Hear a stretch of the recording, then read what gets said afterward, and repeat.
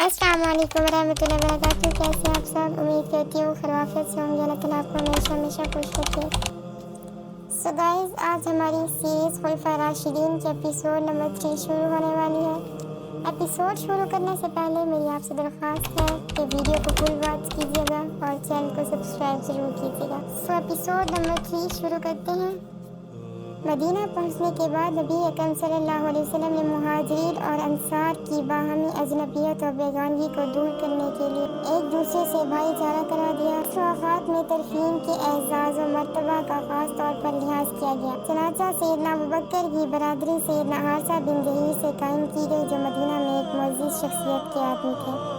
مدینہ اسلام کے لیے آزادی کی سرزمین تھی اور فرزندان توحید جو کفار کے خوف سے ادھر ادھر منتشر ہو گئے تھے، وہ آہستہ آہستہ اس مرکز پر جمع ہونے لگے اور اب آزادی اور اجتماع کے ساتھ معبود حقیقی پرستش کی گئی اس کا موقع ملا۔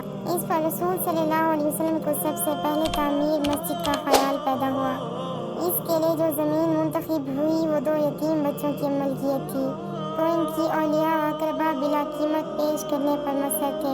تاہم رحمت اللہ العالمین نے یتیموں کا مال لینا پسند نہ فرمایا اور سیدنا ابوبکر سے اس کی قیمت دلوا دی۔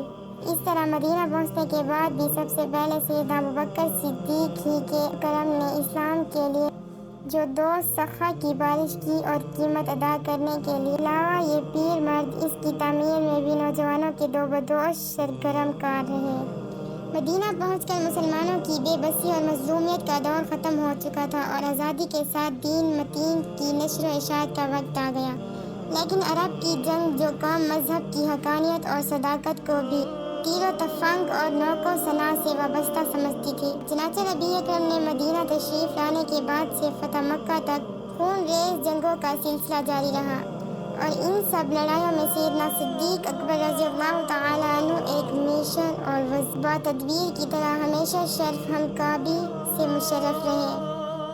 غزوہ بدر حق اور باطل کا اول فیصلہ کن معرکہ تھا۔ اللہ کا برگزیدہ نبی ایک سایہ دار جگہ کے نیچے اپنی محدود جماعت کے ساتھ حق و صداقت کی حمایت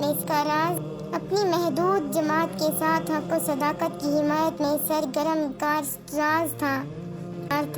اور وہیں پیر مرد جس نے اپنی واز سے سیدنا عثمان بن عفان، ابو عبیدہ بن الجراح اور عبد الرحمن بن عوف جیسے صحابہ رضی اللہ تعالیٰ کو حلقہ بگوش اسلام بنا لیا، نہایت جان بازی کے ساتھ اپنے ہادی کی حفاظت میں مصروف تھا۔ کفار اور مشرکین ہر طرف سے نرغہ کرتے آتے اور یہ ایک ایک کو اللہ کی دی ہوئی طاقت سے بھگا دیتا۔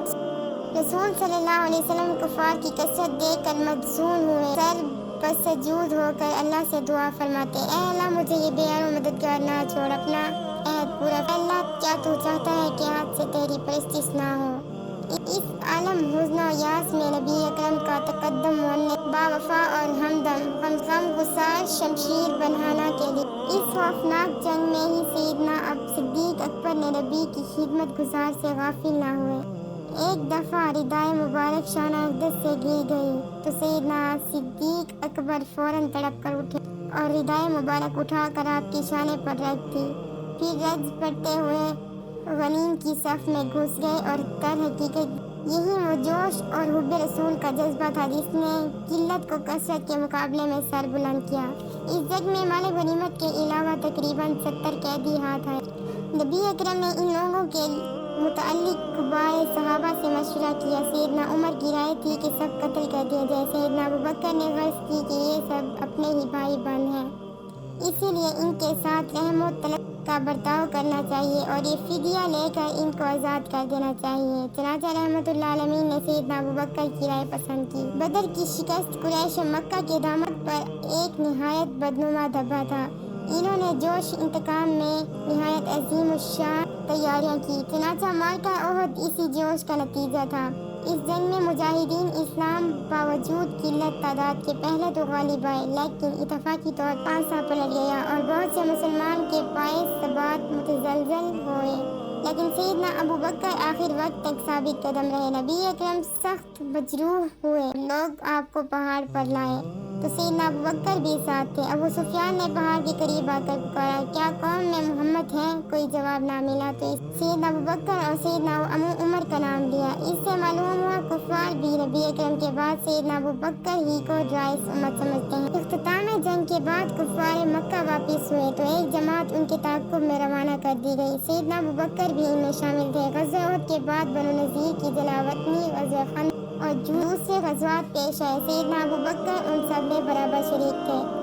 2 ہجری میں غزوہ بنی مستلق پیش آیا. سیدنا ابو بکر اس معرکہ میں بھی نبی کریم کے حکام تھے.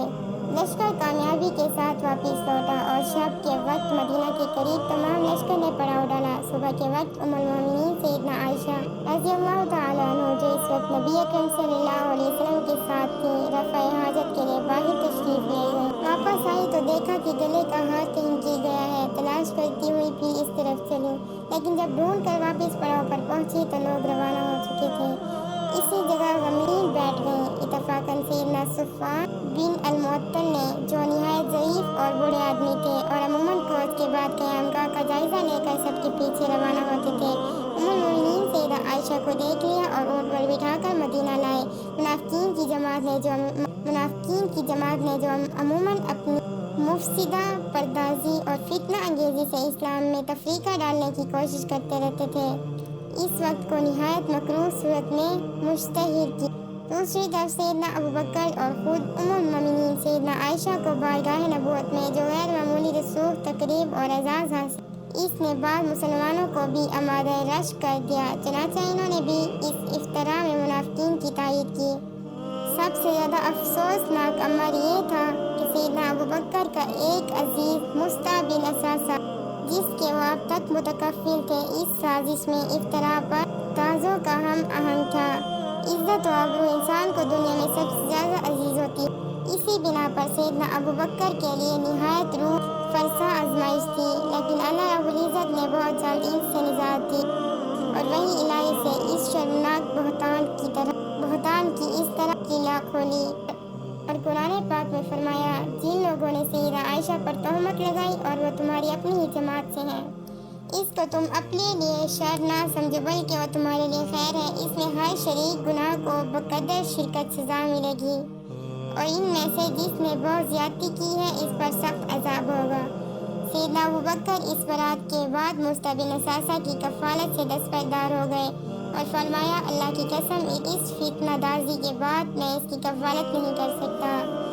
لیکن جب یہ آیت نازل ہوئی, اور تم میں سے بڑے اور صاحب مقدرت لوگ رشتہ دار اور مساکین مہاجرین کو امداد نہ دینے کی قسم اٹھائیں, تم میں سے بڑے اور صاحب مقدرت لوگ رشتہ داروں, مساکین اور مہاجرین کو امداد نہ دینے کی قسم نہ اٹھائیں, اور چاہے کہ ان کے قصور معاف کر دے اور ان سے درگزر کیا کریں.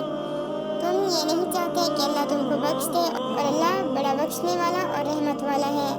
تو سیدنا ابو بکر صدیق نے کہا, اللہ کی قسم میں چاہتا ہوں کہ اللہ مجھے بخش دے, اور قسم اٹھائی کہ اب میں ہمیشہ اس کا کفیل رہوں گا. سو گائز, آج کے ایپیسوڈ نمبر 3 کا اختتام ہوا. نیکسٹ ایپیسوڈ کے لیے ہمیں لائک کریں, ویڈیو کو شیئر کریں, کمنٹ کریں اور سبسکرائب لازم کیجیے گا. اللہ حافظ.